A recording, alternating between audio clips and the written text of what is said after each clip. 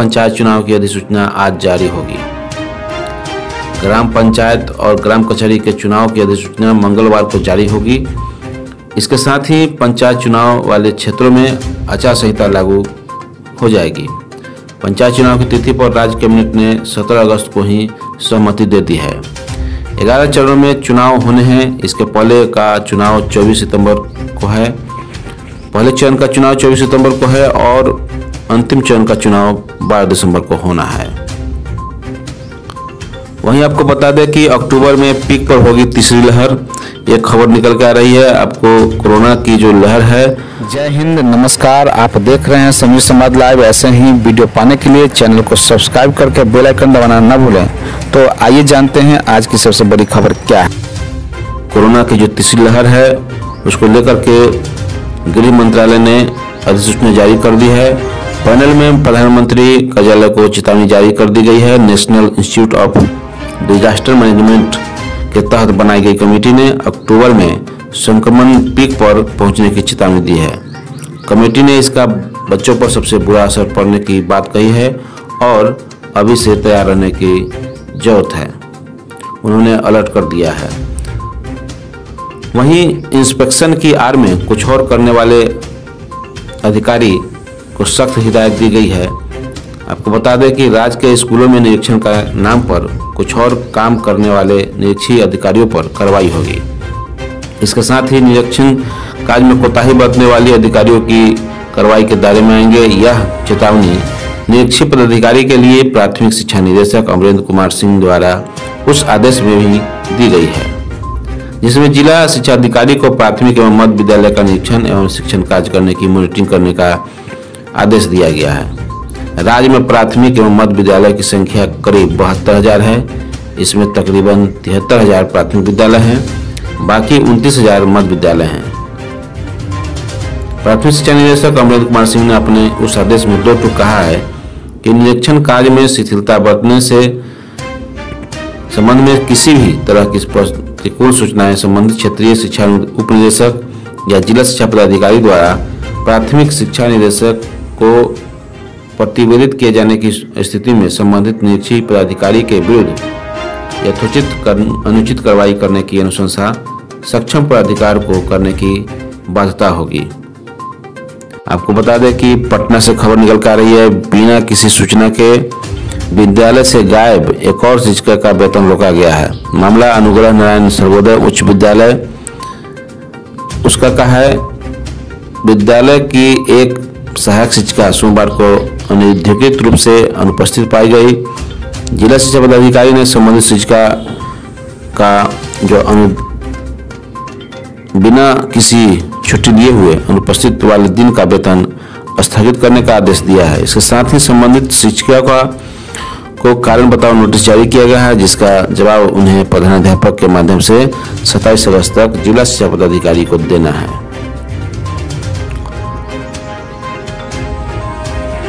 वहीं चुनाव आयोग ने एक अधिसूचना जारी कर बताया है कि सरकारी सेवक से लेकर के शिक्षा मित्र तक चुनाव नहीं लड़ सकते हैं और नहीं बन सकते हैं प्रस्तावक।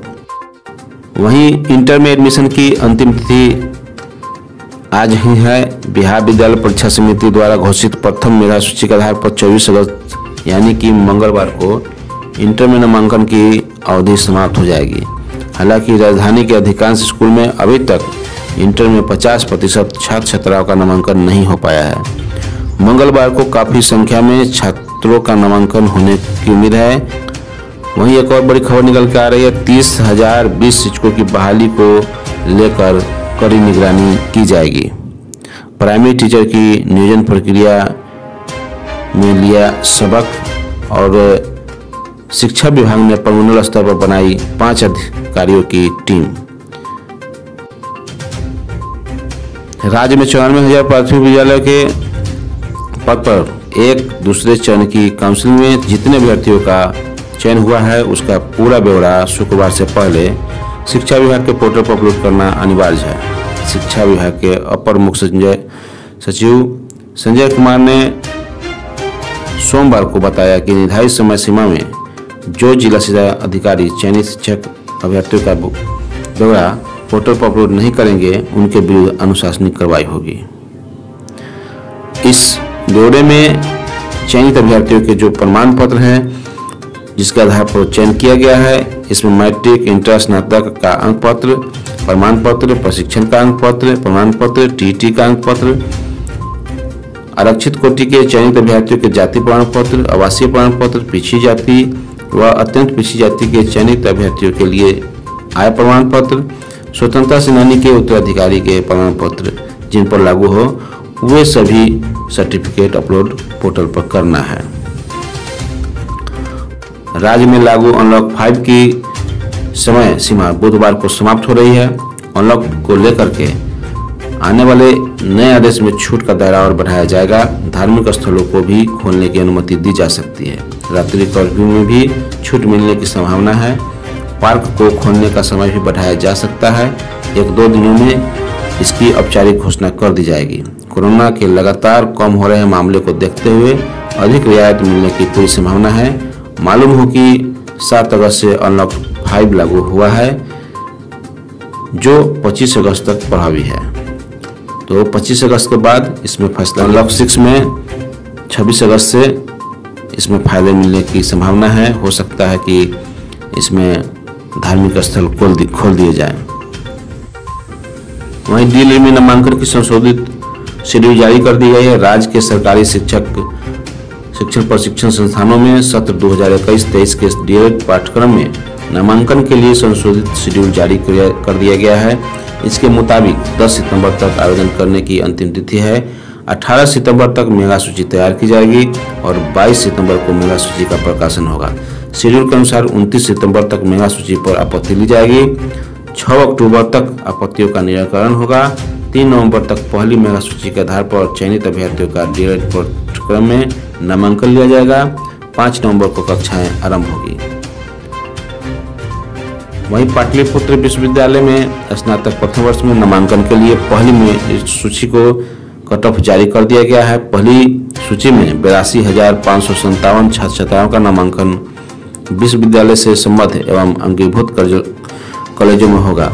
विश्वविद्यालय के छात्र कल्याण संकाय प्रोफेसर अरविंद नाग ने बताया कि पहली सूची के अभ्यर्थियों का 24 अगस्त से 8 सितंबर तक नामांकन होगा। इसमें मनचाहा कॉलेज नहीं मिलने की स्थिति में अभ्यर्थी एक बार स्लाइड कर सकते हैं। दूसरी सूची से अभ्यर्थी को जिस कॉलेज का आवंटन होगा वही नामांकन लेना पड़ेगा।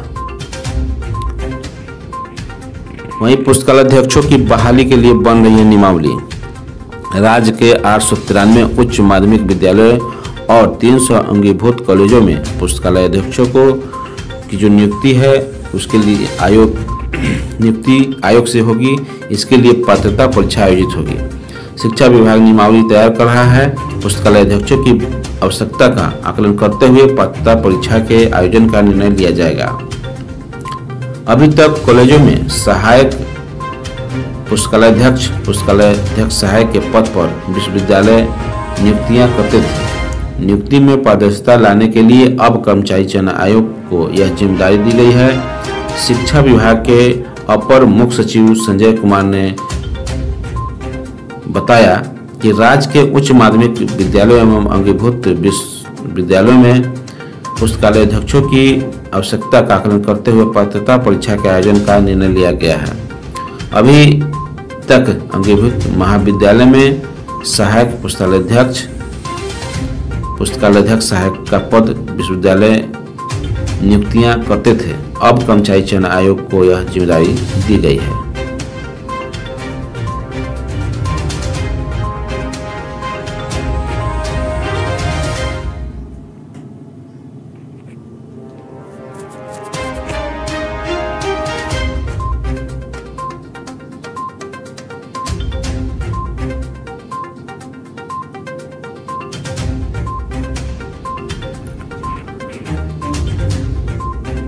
नियुक्ति के नए प्रावधानों का हो रहा है विरोध। प्राथमिक शिक्षक संघ के बैनर तले एकजुट हुए शिक्षकों ने पुरानी व्यवस्था लागू करने की मांग की है। आपको बता दें कि प्राथमिक शिक्षकों की प्रोन्नति हो जाएगी बाधित।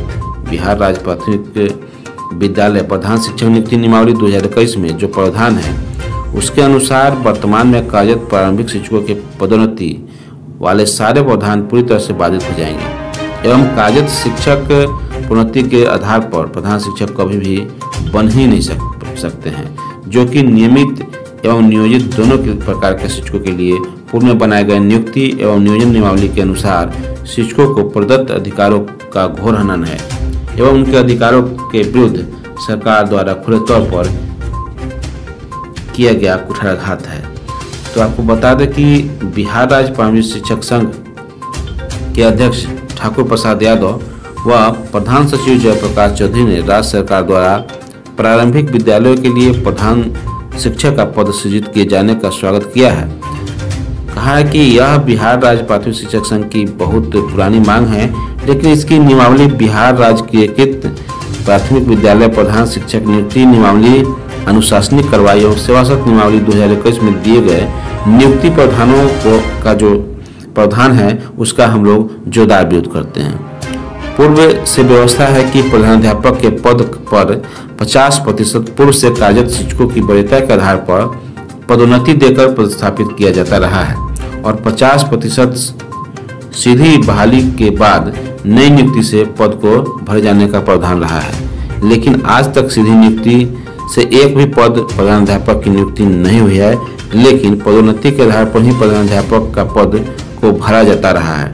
नई नियमावली में सभी पदों को बीपीएससी द्वारा भरे जाने का प्रावधान किया गया है, जो पूर्व में कार्यरत शिक्षकों के साथ घोर नाइंसाफी है। ठीक उसी तरह नियोजित शिक्षकों के लिए नियोजन नियमावली 2006 से लेकर के अब तक जितने भी नियमावली बनाए गए हैं उन सब में प्रावधान था कि 25% शिक्षक वरीयता के आधार पर प्रोन्नत होकर के उच्च विद्यालय में जाएंगे एवं 25% शिक्षक वरीयता के आधार पर 8 साल की सेवा पूरा किए जाने के उपरांत स्नातक प्रशिक्षित के पद पर प्रोन्नति पाएंगे एवं उसी में प्रधानाध्यापक ग्रेड भी बनाया गया था, जिसमें पदोन्नति के आधार पर पदों को भरने की बात कही गई थी। लेकिन सरकार इसे बिल्कुल ही मुकर रही है और इस प्रावधान को खत्म करते हुए नए प्रावधान को लागू करने पर जोर दे रही है, जिसके वजह से प्राथमिक शिक्षक संघ में इसका विरोध किया है और सरकार से मांग की है कि इस नियमावली को अविलंब सुधार किया जाए।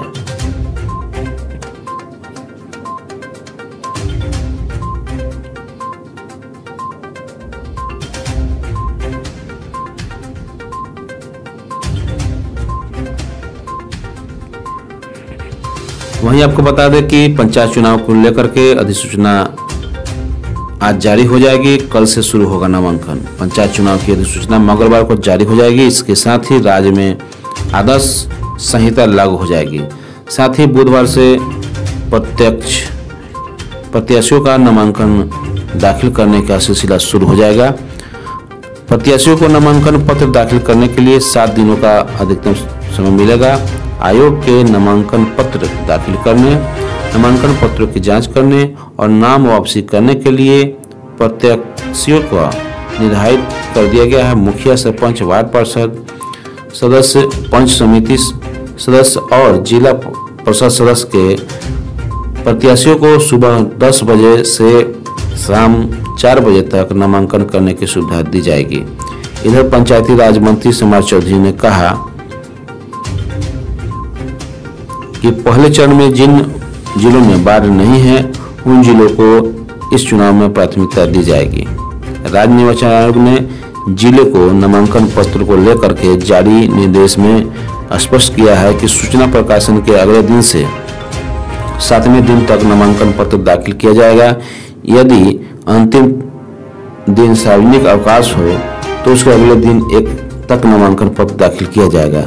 राज्य में करीब 2.5 लाख पदों के लिए 8 से 10 लाख प्रत्याशियों द्वारा त्रिस्तरीय पंचायत एवं ग्राम कचहरी के पदों के लिए नामांकन पत्र दाखिल किया जाएगा। ऐसे ही वीडियो पाने के लिए चैनल को सब्सक्राइब कर लें और कमेंट के माध्यम से फीडबैक जरूर दें। साथ ही साथ वीडियो को लाइक, शेयर और कमेंट करना ना भूलें। धन्यवाद। जय हिंद, जय भारत।